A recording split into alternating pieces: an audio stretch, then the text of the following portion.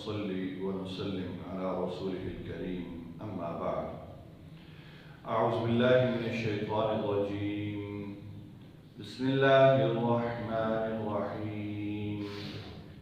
إن الساعة آتية أكاد أخفيها لتجزى كل نفس بما تسعى فلا يصدنك عنها من لا يؤمن بها واتبع هواه فتردى. صدق الله العظيم. سورہ طٰہٰ کی آیت نمبر 15 اور 16 دو آیات آپ کے سامنے تلاوت کی. اللہ رب العزت ارشاد فرما رہے ہیں ان الساعۃ آتیۃ، یقیناً قیامت آنے والی ہے. اکاد اخفیہا، میں چاہتا ہوں کہ اس کو پوشیدہ رکھوں اس وقت تک. لتجزا کل نفس بما تسعی، تاکہ ہر نفس کو اس کی کوشش کا بدلہ دیا جائے. فلا یصدنک عنہا من لا یؤمن بہا، پس نہ روکے آپ کو اس کی فکر سے، اس کے ڈر سے کوئی ایسا شخص جو ایمان نہ رکھتا ہو. واتبع هواه، اور اس پر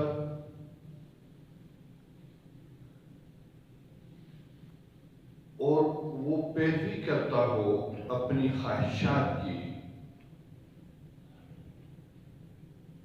واتبع هواه فتردى، اور وہ اپنی خواہشات کی پیروی کرتا ہو. فتردى، اگر ایسا کیا آپ نے تو ہلاکت میں پڑ جاؤ گے. گزشتہ آیات میں اللہ رب العزت نے اپنا تعارف کروایا، اپنی ذات کا تعارف کروایا، توحید کو بیان فرمایا اللہ رب العزت نے، اور اس کے بعد اللہ رب العزت نے اپنی عبادت کا حکم دیا، اور اپنی عبادت میں خاص طور پر نماز کا اہتمام کرنے کا حکم دیا. انسان جب تک اس کو کسی بات کی جواب دہی کا ڈر اور خوف نہ ہو تو اس وقت تک وہ کام کو صحیح طور پر نہیں کرتا. تو اللہ رب العزت نے قیامت کا ذکر فرما دیا کہ قیامت کا دن ایسا دن ہوگا کہ جس دن سب کو اپنے اعمال کا جواب دہ ہونا ہوگا.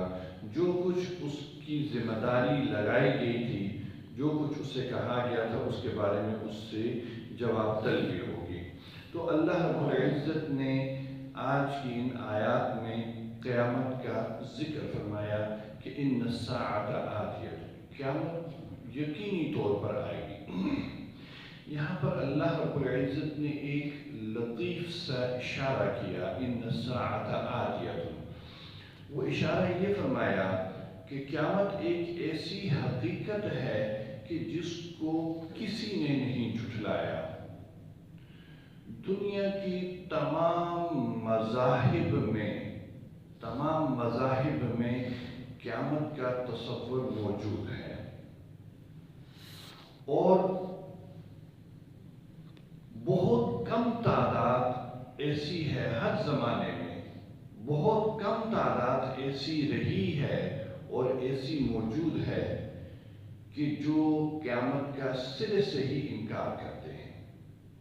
ورنہ لوگ قیامت کا انکار نہیں کرتے، قیامت کا انکار نہیں کرتے، لیکن ان کو قیامت کے بارے میں یقین نہیں ہے، انکار نہیں کرتے. مشرکین مکہ بھی قیامت کا انکار نہیں کرتے تھے، لیکن ان قیامت کے آنے پر انہیں یقین نہیں تھا.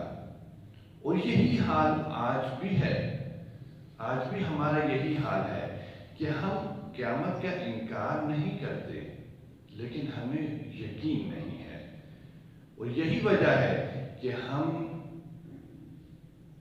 گناہ بھی کرتے ہیں اور ہر وہ کام کرتے ہیں جس سے اللہ نے منع کیا ہے، ہم وہ کام کرتے ہیں جس کے بارے میں اللہ نے ہمیں کہا ہے کہ اس کے بارے میں جواب طلبی ہوگی۔ اس کی وجہ یہی ہے کہ ہمیں یقین نہیں ہے۔ تو اللہ رب العزت ان آیات میں یقین دلا رہے ہیں قیامت کا، ان الساعۃ آتیہ، قیامت ایک ایسی حقیقت ہے کہ جو آ کر رہے گی، اس کے آنے میں کوئی شک نہیں ہے۔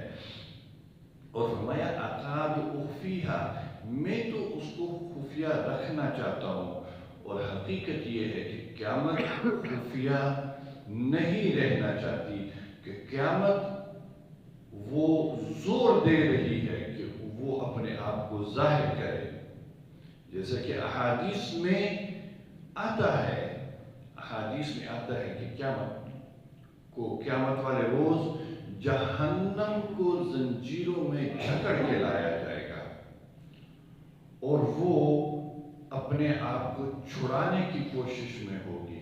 تو یہ ایک حقیقت ہے جو کہ اللہ رب العزت فرما رہے ہیں، اور اللہ کے رسول صلی اللہ علیہ وسلم نے بیان فرمائی کہ اللہ رب العزت فرما رہے ہیں کہ اس کو چھپا کے رکھا ہوا ہے، لیکن صورتحال یہ ہے کہ وہ ظاہر ہونے کی کوشش کر رہی ہے۔